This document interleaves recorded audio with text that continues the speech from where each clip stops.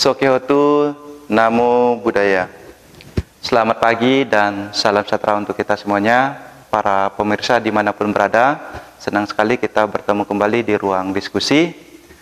Sebelumnya, seperti biasa kami doakan kepada para pemirsa dimanapun berada, semoga selalu diberikan kesehatan, umur panjang, keselamatan, kekuatan, dan kebahagiaan. Dan kami juga bersama-sama membantu pemerintah.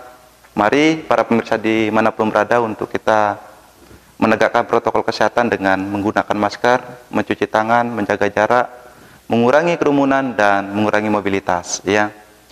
Dan pada pagi hari ini kita mengangkat tema yaitu masih di ranah pendidikan. Ya.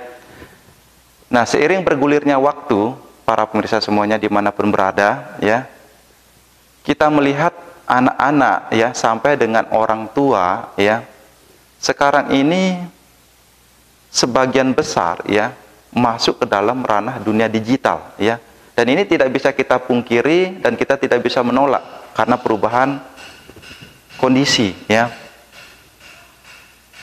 Tetapi pengaruh dari dunia digital, salah satunya handphone, tentu memiliki dampak kalau kita tidak mengawasi anak-anak ya. Salah satunya ini ya. Nah, pada kesempatan ini kita mendatangkan salah satu narasumber kita ya yang memiliki kreativitas sebuah karya, yang mendirikan sebuah wadah yaitu Taman Baca Cahaya Tuban ya. Dan Taman Baca Cahaya Tuban ini ya, kita melihat di masa pandemi ini sangat menarik ya, dan tentu juga sangat dibutuhkan oleh anak-anak. Karena pemerintah sempat mengeluarkan kebijakan sebuah aturan sebelumnya di masa pandemi ini bahwa belajar, bekerja, dan juga beribadah itu dari rumah ya. Dan kalau saya melihat dari kegiatan dari Taman Baca Cahaya Tuban ini, bahwa mereka anak-anak di sana, umat di sana berkumpul menjadi satu untuk belajar ya. Kemudian kedua, bekerja. Mereka memiliki sebuah kegiatan yang lebih bagus sekali, yaitu melakukan penghijauan di tempat itu dan juga mungkin membersihkan lingkungan di tempat itu ya. Kemudian yang terakhir, berbicara masalah ibadah. Di tempat itu juga sering sekali melakukan seperti puja bakti ataupun sembahyang ritualnya umat Buddha seperti itu ya. Aspirasi sekali dengan adanya Taman Baca Cahaya Tuban ini ya, mungkin sangat membantu bagi anak-anak yang ada di sana. Nah, kalau boleh tahu Bung Sacha, kira-kira sejak kapan berdirinya Taman Baca Cahaya Tuban ini? Oke, baik, sebelum menjawab pertanyaan tersebut, saya mengucapkan terima kasih kepada Bung Surdianto ya, yang telah mengundang saya ke ruang diskusi ini. Ya. Jadi jika dihitung ya, bahwa Taman Baca Cahaya Tuban berdiri sejak tahun 2020. Tepatnya tanggal 30 Maret ya, 2020 ya. Sehingga hingga hari ini maka usia dari Taman Baca Cahaya Tuban ini sekitar 1 tahun 9 bulan. 1 tahun 9 bulan. Ya. Ya, baik. Jadi waktunya sangat tidak begitu lama ya, tetapi programnya saya lihat cukup begitu banyak ya. Nah, kira-kira tujuan dari mendirikan Taman Baca ini apa, Bung Sacha? Ya.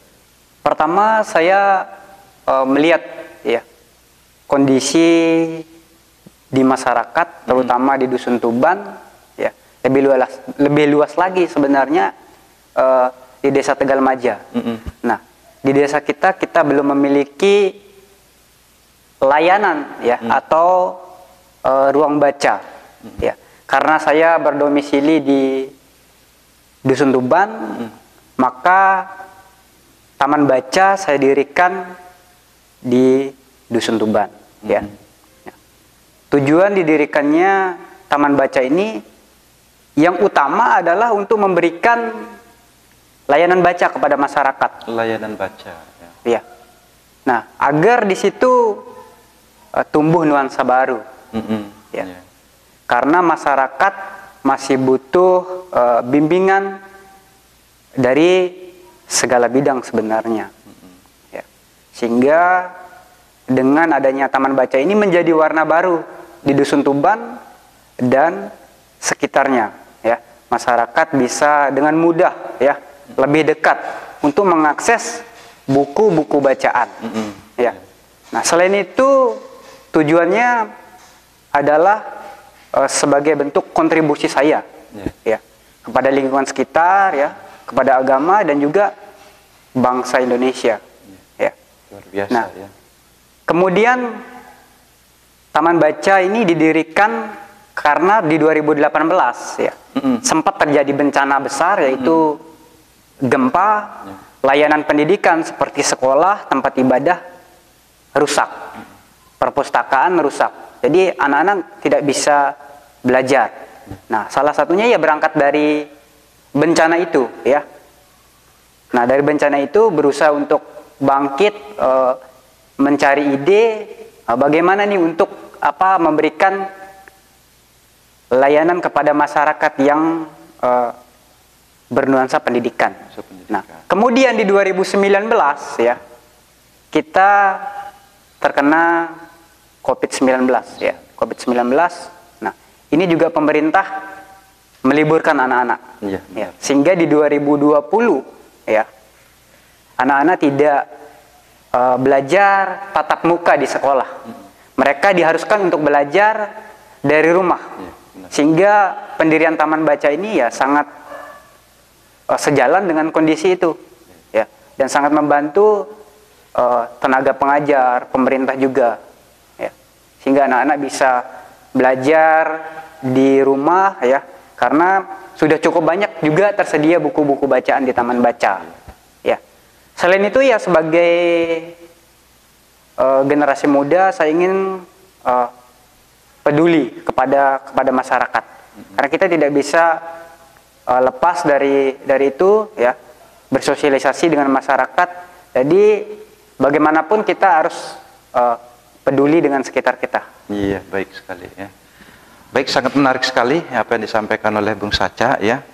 Ternyata pembangunan Taman Baca ini memang dari tahun 2018 ya. 2020 ya. Ya. Tetapi sebelumnya karena bencana itu ya, akhirnya sempat mandek seperti itu ya. Baik, mungkin Bung Saca bisa disampaikan berkenan mungkin sejauh ini kurang lebih 1 tahun lebih ya, program apa saja mungkin yang pernah digagas, baik yang sudah terrealisasi maupun rencana-rencana program apa yang mau digagas ke depannya. Ya. Jadi terkait dengan program ya. Jadi saat ini program yang terlaksana dan bahkan sedang kami upayakan bersama teman-teman pengurus. Yang pertama adalah bimbingan belajar. Bimbingan belajar ini kami lakukan kepada masyarakat yang buta aksara atau buta huruf ya. Karena angka buta aksara atau buta huruf di Nusa Tenggara Barat ini sangat tinggi. Ribuan orang masih mengalami buta aksara ya. Tentu hal ini terjadi karena berbagai faktor. Nah, melihat itu karena di Dusun Tuban banyak yang masih mengalami buta aksara, kita cetuskan sebuah program pengentasan buta aksara. Kemudian juga karena di situ di lingkungan Taman Baca itu banyak pelajar ya. Ya, anak-anak yang belum sekolah, kita buka program bimbingan belajar untuk anak TK, PAUD, SD, dan SMP. Kemudian kita ada peduli lingkungan ya, kebersihan di jalan ya, memungut sampah ya. Lalu ada kegiatan pembuatan pangan Taman Baca ya. Jadi kita nanam cabai ya, tomat ya. Lalu kemudian kita ada juga gelar baca ke sekolah. Ke sekolah. Salah satunya sudah kita kunjungi adalah SDN Patagalmaja. Lalu ke tempat-tempat ibadah ya, yang kita jangkau terutama umat Buddha. Yang kita udah layani ada wihara Sasanagraha Kumba, kemudian ada wihara Jaya Manggala Medain ya. Dan tempat-tempat ibadah yang lain. Ya. Selain itu juga ada program mindfulness, ya, latihan berkesadaran, meditasi, ya. Kalau puja bakti seperti yang disampaikan tadi memang agak kurang, tapi pernah memang puja bakti. Kadang kita barengi dengan mindfulness itu, meditasi itu, kita hadir ke wihara, kita bikin acara meditasi bersama, ya. Nah. Kemudian program lain adalah seperti ya peduli alam, ya. Penghijauan, kemudian ada wisata alam, ya. Ya. Untuk mengurangi kejenuhan, ya kita bisa berwisata, ya. Berwisata. Baik, Bung Sacha, jadi apa yang disampaikan tadi bagi saya luar biasa sekali, ya. Ada pemberantasan kayak buta huruf seperti itu, ya. Kalau saya lihat ini memang ada dulu program-program pemerintah, masih saya kecil waktu itu, ya, pemberantasan seperti ini, ya. Karena tidak menutup kemungkinan, ya, sebagian besar umat kita, orang-orang tua kita, ya, yang dimana cara membaca maupun menulis itu masih sebagian besar masih banyak, ya, khususnya di daerah Tegal Maja ini. Dan mungkin ini program yang sangat bagus yang sudah digagas oleh Bung Sacha melalui Taman Baca Cahaya Tuban, ya. Kemudian juga tadi berkenan dengan sosialisasi, ya, membaca ke tempat ibadah, ya, seperti wihara dan juga tempat pendidikan, ya. Ini juga sangat luar biasa, ya, Bung Sacha, ya. Karena sampai saat ini seperti yang saya katakan tadi di depan itu, anak-anak itu lebih condong kepada media digital, ya. Ya, mungkin karena serba instan, mudah, simple seperti itu. Tetapi seperti yang saya katakan juga tadi di depan, pasti ada dampaknya. Tetapi kalau membaca seperti ini, itu bagi saya mungkin dampak, tapi bagi saya mungkin minim sekali. Dan ini sangat diperlukan dan dibutuhkan di tempat ibadah ataupun di dunia pendidikan saat ini. Kemudian juga tadi salah satu juga program yang disampaikan masalah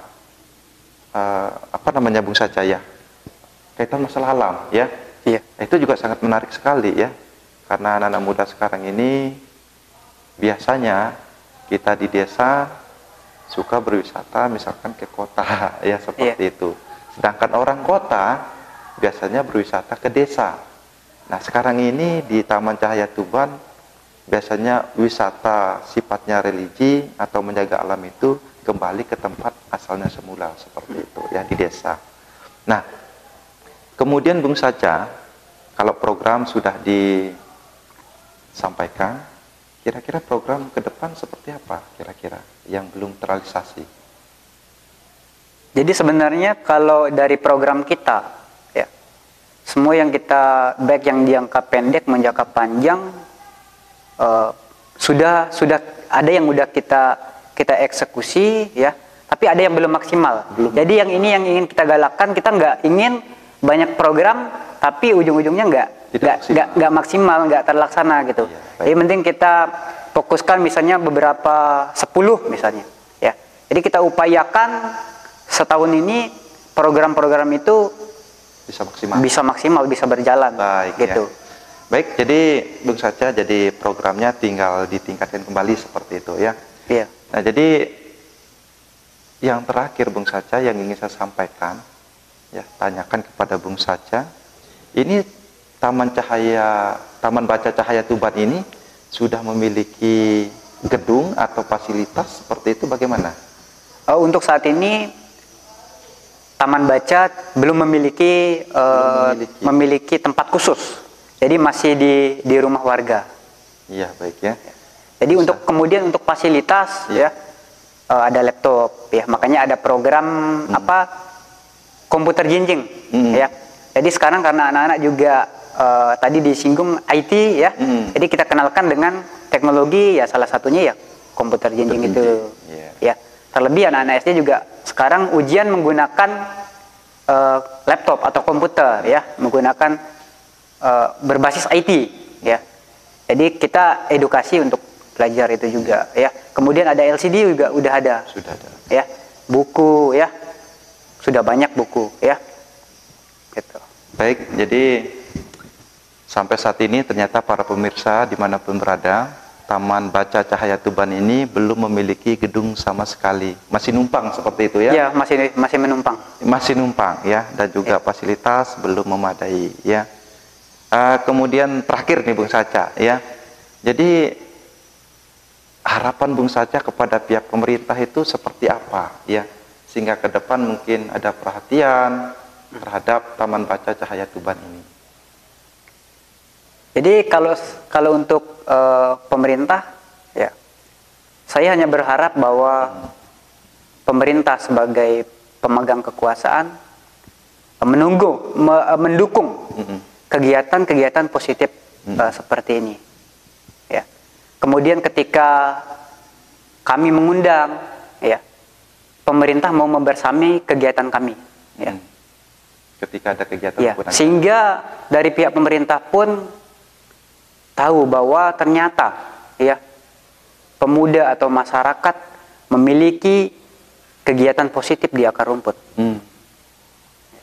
Baik, jadi itu salah satu harapan ya dari Bung Saca Andika selaku pendiri dari Taman Baca Cahaya Tuban ini ya. Para pemirsa dimanapun berada, mengingat waktu kita sudah di penghujung acara ya, mohon maaf sekali, dan mungkin di lain kesempatan lagi Bung Saca kita bisa berdiskusi kembali ya. Sangat bisa. Kaitan program-program apa mungkin yang Bung Saca tingkatkan kembali, itu bisa kita kupas di diskusi yang di lain kesempatan ya. Dan para pemirsa dimanapun berada, jadi mari kita dukung ya Taman Baca Cahaya Tuban ini, karena saya melihat adalah wadah ini dibentuk di desa ya, tetapi bagaimana untuk memajukan generasi ke depannya dan untuk membangun negeri ini menjadi lebih baik ya. Mungkin demikian para pemirsa dimanapun berada, pertemuan diskusi kita pada hari ini, semoga bermanfaat, dan seandainya ada kata-kata kami yang kurang berkenan, kami mohon maaf. Cukup sekian, akhir kata, Namo Buddhaya. Namo Buddhaya.